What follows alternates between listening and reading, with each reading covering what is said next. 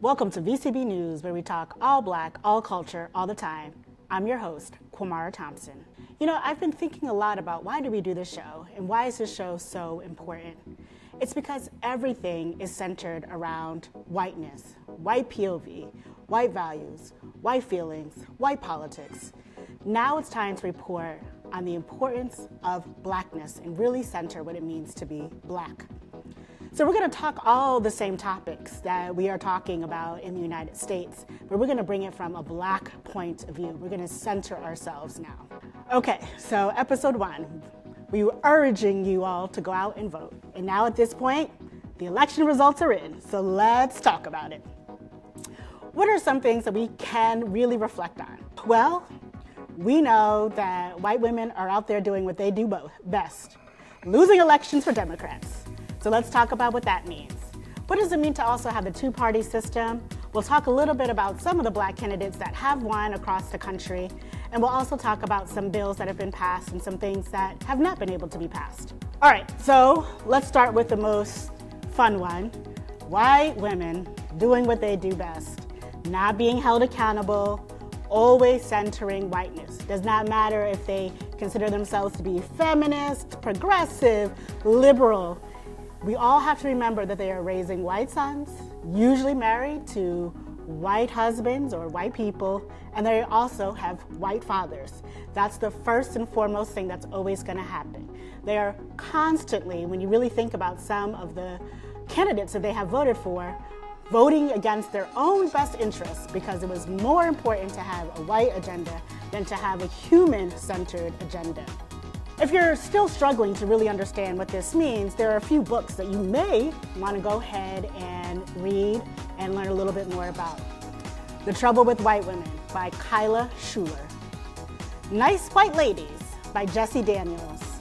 Against White Feminism by Rafia Zakaria.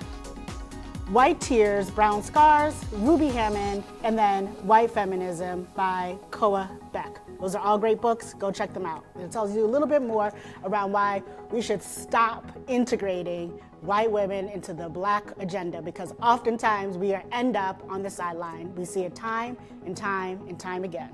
Okay, y'all, the voting rights bill came back to the Senate floor and again was denied via the filibuster. I talked a lot about this in episode 1, why this is important, why we have to get rid of the filibuster.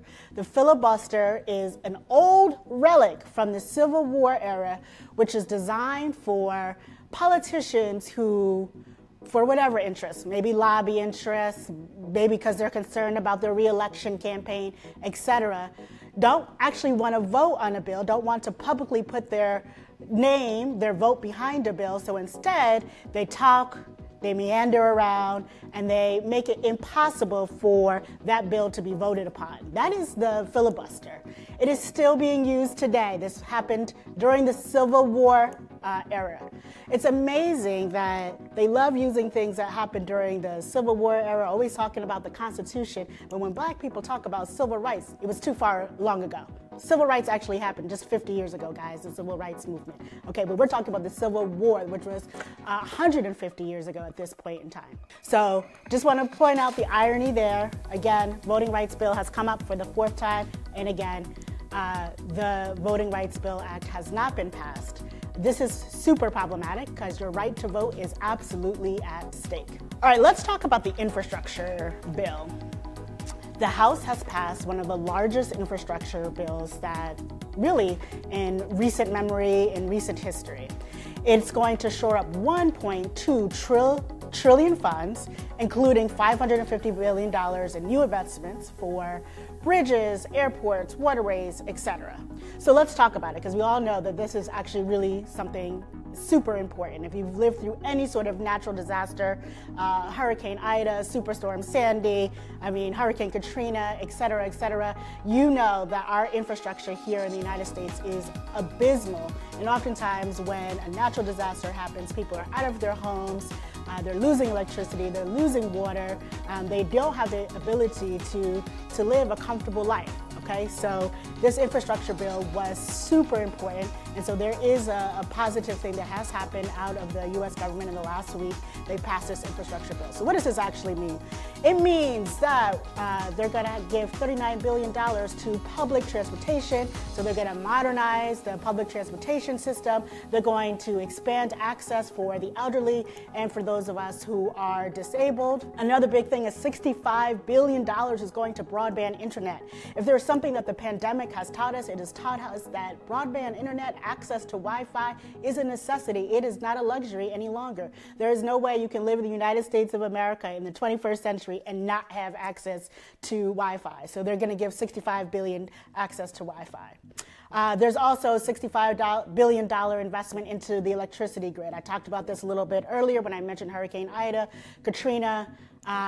Oftentimes cities actually have private companies that are giving off your electricity, and you have seen that some people have gotten astronomical electricity bills in the thousands of dollars that the government can't regulate. So part of this is going to be helping with the regulation of electricity, and we don't want people not to have power because they can't afford it. So this is what the infrastructure bill is going to do. It's going to ensure that people who are having trouble paying their power bill will absolutely always have power. No matter if there's a natural disaster, we will still be able to have power. We won't have to relocate from our homes last minute.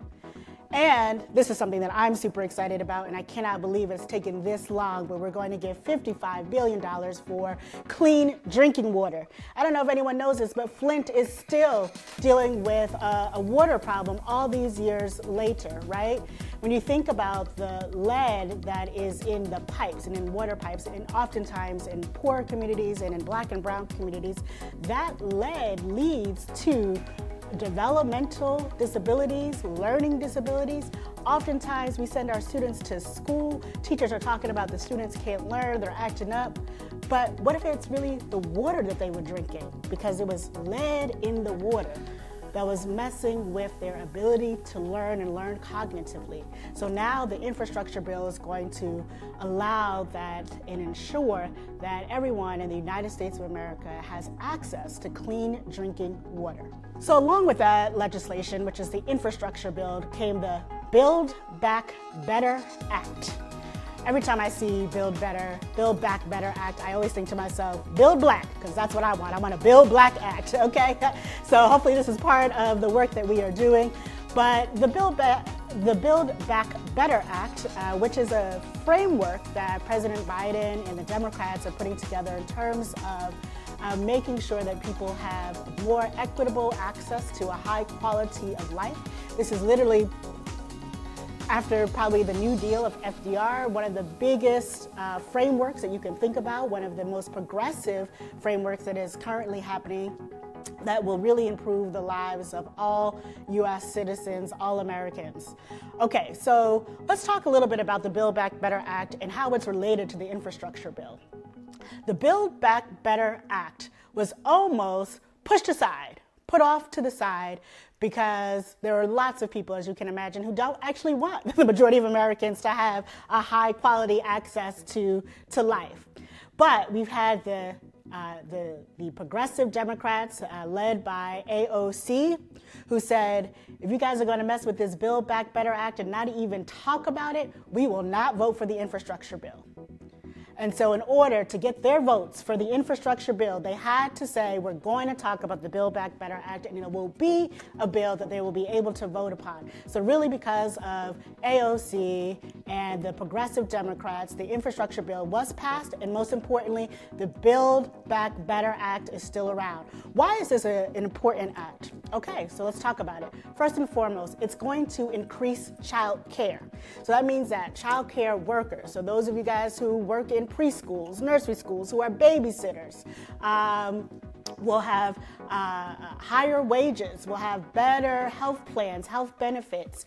And then working parents, you guys will have money to access child care. It's going to be amazing. It's also going to increase the child care tax credit, right? There's also an investment in early childhood education.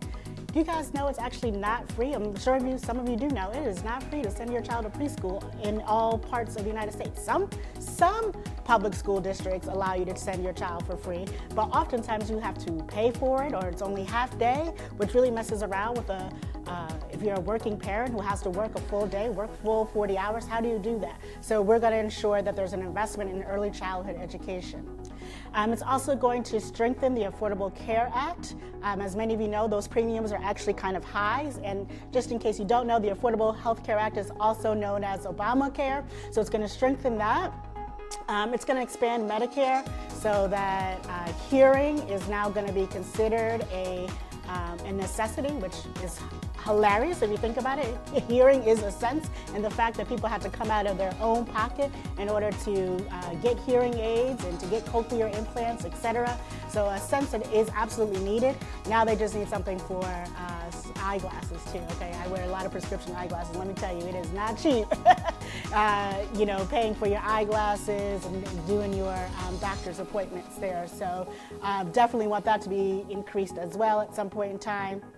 And then they're going to increase the access to post-secondary education. Post-secondary just means after high school. So after high school, what do? Of course, you can go right into the workforce if you would like, but if you want to do an apprenticeship, you want to go to community college, you want to go to a four-year college, but the cost of university is prohibitive. You don't want to take out exorbitant student loans, which we all know is really a scam. And we'll have an episode about all the scams that America puts in front of you that we all fall for. We all fall for a lot of those scams, the okie doke, all in pursuit of the American dream. But anyway, that's all the things that you can do after high school. So that's the Build Back Better Act. Watch out for it. They're going to be talking about it.